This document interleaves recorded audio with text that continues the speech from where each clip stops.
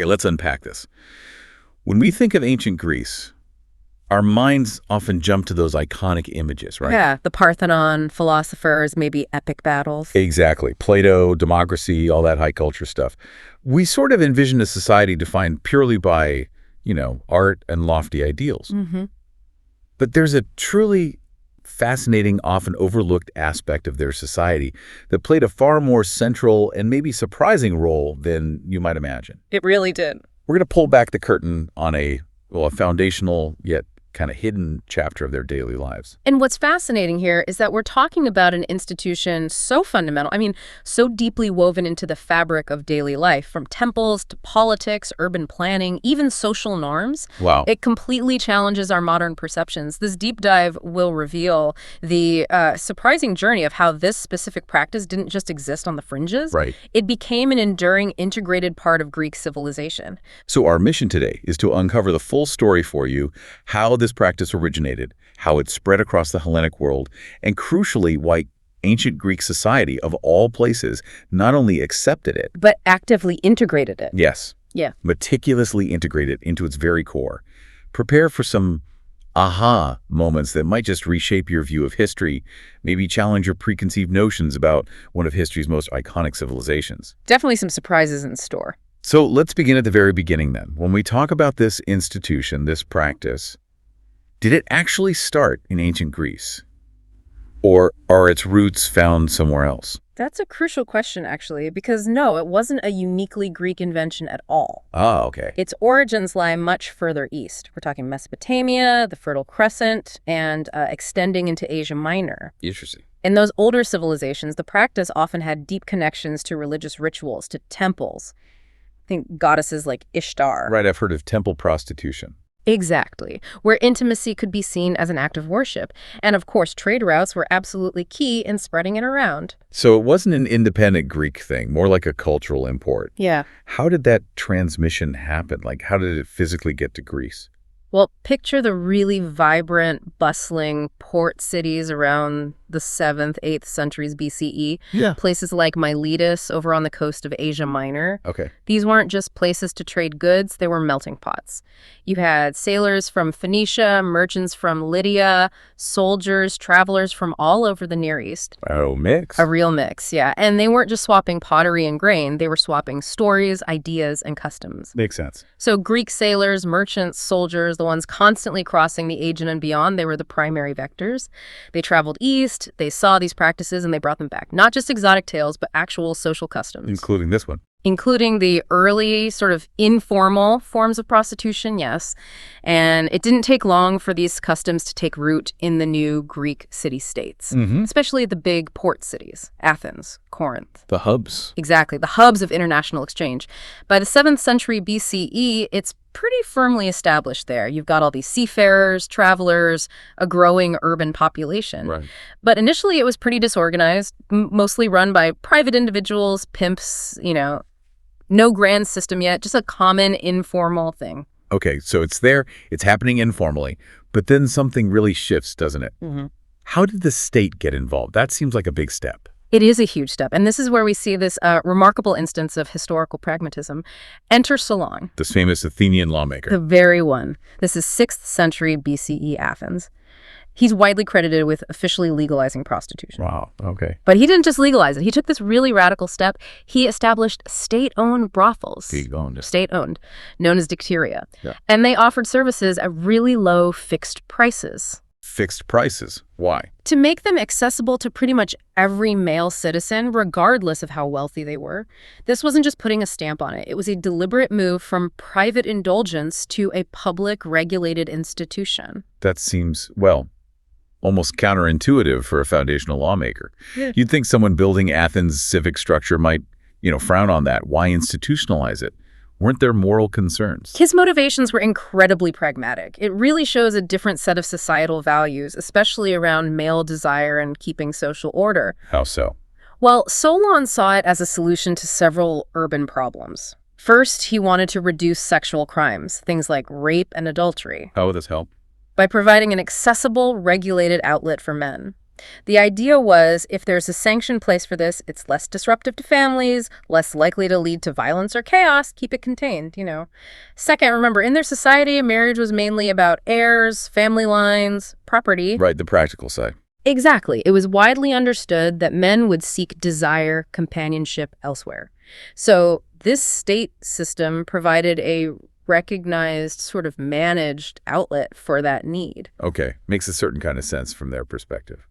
And third, and this is pretty clever administration, it became a steady source of tax revenue for the city. Ah, the money angle. Definitely. Taxes on the brothels, even on individual prostitutes. It helped fill the public coffers. So what started as this private, unregulated thing gets deliberately transformed into a public institution. Good for the state, good for controlling social issues, or so the thinking went. It's a real testament to finding functional solutions, even if they challenge us today. Absolutely. Pragmatism over, perhaps, what we'd see as morality. That's a really fascinating look at ancient governance. Yeah. But you mentioned different levels. This wasn't just one kind of institution, was it? It sounds like there was a real spectrum. Oh, absolutely. A huge spectrum. It's crucial to get this. Prostitution in Greece was far from monolithic. Okay. At the, let's say, the lowest and most common level, you had the Pornai. Yes. These were typically slaves, often owned by pimps. The Greeks called them pornoboskoi, or in Solon's state brothels, owned directly by the state. So not much freedom there. Very little agency. Their lives were undoubtedly harsh. Think crowded, probably unsanitary, cheap brothels, often in the rougher parts of town, like the Kerameikos district in Athens. And who were their clients? A broader crowd. Sailors, laborers, artisans, less affluent citizens. Right. And then, at the complete opposite end, you mentioned this figure, the Hetairai. They sound totally different. What stands out about them? The Hetairai are incredibly compelling. They really flip our usual assumptions about women's roles in ancient Greece. How so?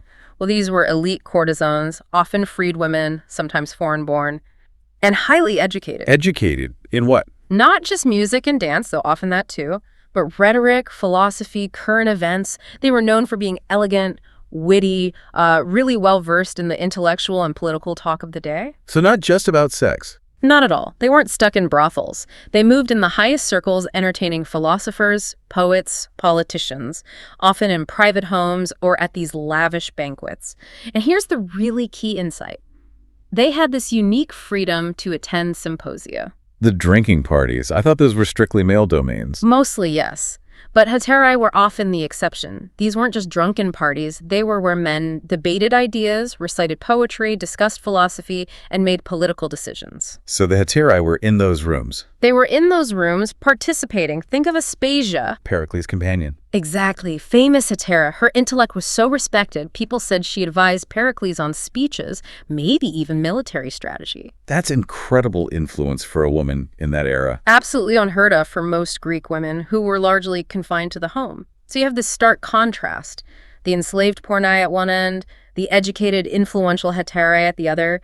It just shows the amazing complexity, the nuances of their society. It really paints a different picture of female agency, doesn't it?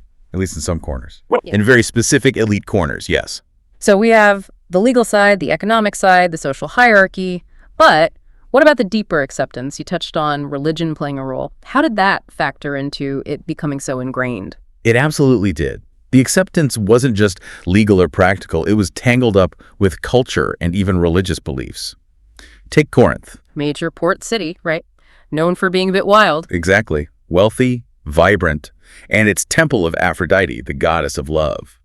Well, it was famously said to house hundreds of sacred prostitutes, Hetairai. Sacred prostitutes. Yes. For these women, offering intimacy was seen as an act of worship, a divine service, a way to honor the goddess, maybe bring prosperity to the city. So not seen as sinful or wrong in that context. In that specific context, no. It wasn't purely a vice. In certain settings, especially linked to fertility cults, it could actually be, well, sanctified, a connection to the divine. That religious angle added another powerful layer of societal acceptance. That's a powerful point. So what does all this tell us about how the Greeks viewed relationships generally, marriage versus other stuff? Well, it points to a really fundamental separation they made. Marriage was, first and foremost, practical. For heirs. For legitimate heirs, yes. Continuing the family line, securing the household, managing property, dowries, often quite transactional. Okay. But male desire, That was widely understood to be something satisfied elsewhere. And prostitution provided the elsewhere. Exactly. In its various forms, it was the socially accepted, readily available outlet. It's a very clear division. One institution for procreation and civic duty, the oikos or household. And another for pleasure, companionship, desire. Precisely. Almost clinical in a way.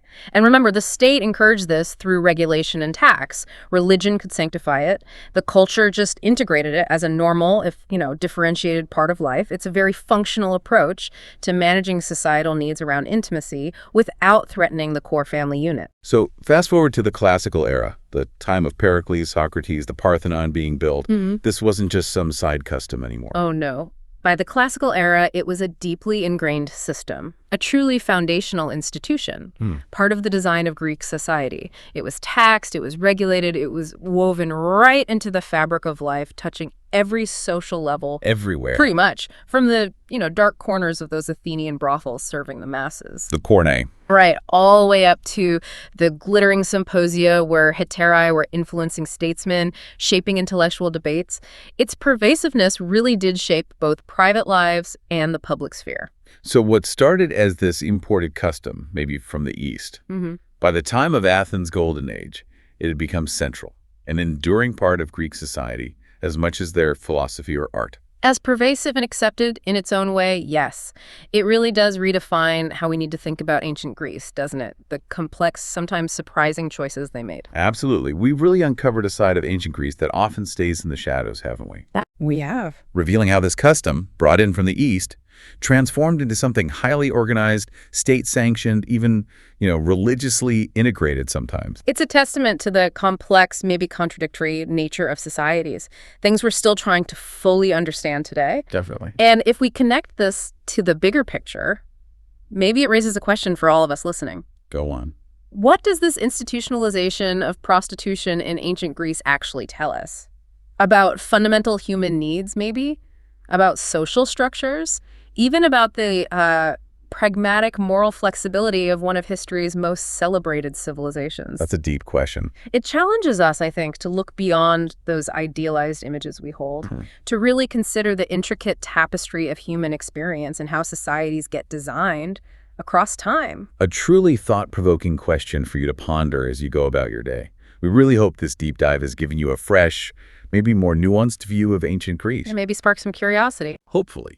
Sparked your curiosity to explore history's complexities even further. Thank you so much for joining us.